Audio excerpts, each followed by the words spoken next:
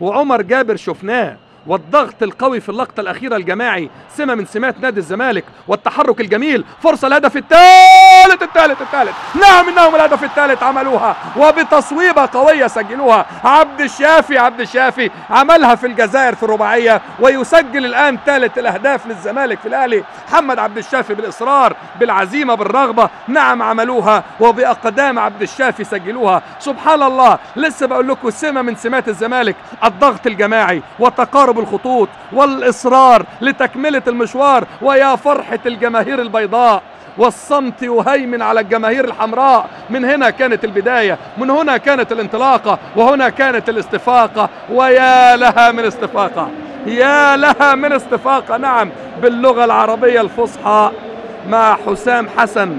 استيقظ وركز واصحى.